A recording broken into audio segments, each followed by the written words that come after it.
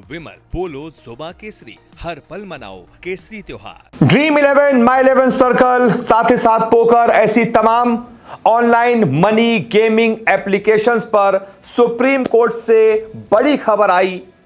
तमाम फैंस के लिए खुशखबरी लाई। जी हां, सुप्रीम कोर्ट से एक बड़ी अपडेट आ रही है ऑनलाइन गेमिंग बिल को लेकर। वही ऑनलाइन गेमिंग बिल जिसके आने के बाद से ड्रीम 11, माई 11 सर्कल, बल्लेबाजी, ऐसी तमाम, साथ ही साथ पोकर और ऑनलाइन रमी, ऐसी तमाम रियल मनी गेमिंग एप्स पर ताला लग गया।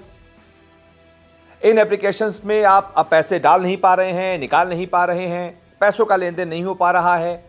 तो सारे जो इसके यूजर्स हैं, करोड़ों यूजर्स हैं, वो ये जानना चाहते हैं कि आखिरकार हो क्या रहा है, अपडेट क्या है।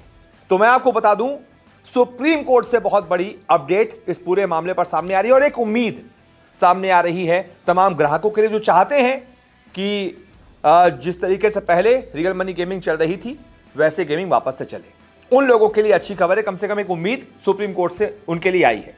क्या पूरी अपडेट है, मैं आपको ग्राफिक्स के जरिए समझाता हूं। दरअसल खबर आ रही है कि सुप्रीम कोर्ट ने ऑनलाइन गेमिंग अधिनियम 2025 को लेकर केंद्र की एक बहुत बड़ी मांग मान ली है, जिसके बाद अब ऑनलाइन गेमिंग अधिनियम 2025 को लेकर देश के अलग अलग हाई कोर्ट यानी कि उच्च न्यायालयों में लंबित मामलों की सुनवाई सुप्रीम कोर्ट में होगी। जी हां, अब इन सारे मामलों की सुनवाई सुप्रीम कोर्ट में होगी। यह बहुत बड़ी खबर है।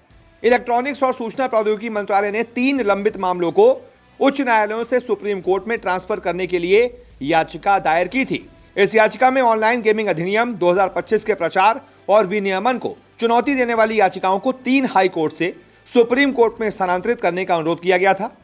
सोमवार को सुनवाई के दौरान सुप्रीम कोर्ट ने केंद्र सरकार की उस याचिका को स्वीकार कर लिया। जस्टिस जेबी पारदीवाला और जस्टिस केवी विश्वनाथन की पीठ केंद्र की याचिका पर सुनवाई कर रही थी। सुनवाई करते हुए पीठ ने दिल्ली, कर्नाटक और मध्य प्रदेश उच्च न्यायालयों में लंबित याचिकाओं को सुप्रीम कोर्ट में ट्रांसफर करने का निर्देश दे दिया। सुप्रीम कोर्ट ने संबंधित उच्च न्यायालयों को 1 सप्ताह के भीतर दायर सभी अंतरिम आवेदनों सहित संपूर्ण रिकॉर्ड ट्रांसफर करने का निर्देश दिया है।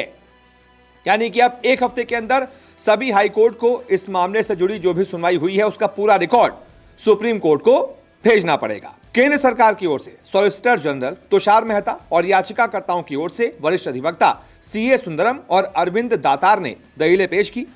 दोनों पक्षों की दलीलों को सुनने के बाद पीठ ने डिजिटल रूप से मामलों को ट्रांसफर करने की बात कही। इसके पीछे पीठ ने समय बचाने का भी हवाला दिया, यानी कि डिजिटल रूप से मामले ट्रांसफर किए जाएंगे, उसके बाद सुनवाई होगी, समय बचेगा और उसके बाद देखना दिलचस्प होगा कि आखिरकार क्या इस मुद्दे का निष्कर्ष निकलता है। क्या एक बार फिर से 49 रुपए वाला, 33 रुपए वाला कॉन्टेस्ट ड्रीम 11 पर, माई 11 सर्कल पर शुरू हो पाता है? क्या आप फिर से real money gaming application enjoy कर पाएंगे? क्या ये कानून जो है वो वापस लिया जाएगा?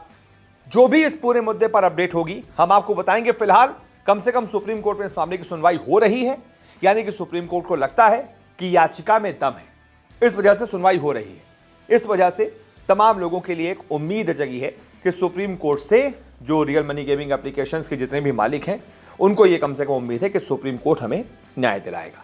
बाकी आप बताइए इस मुद्दे पर आपकी क्या राय है। इस वीडियो को देखने के लिए बहुत बहुत शुक्रिया।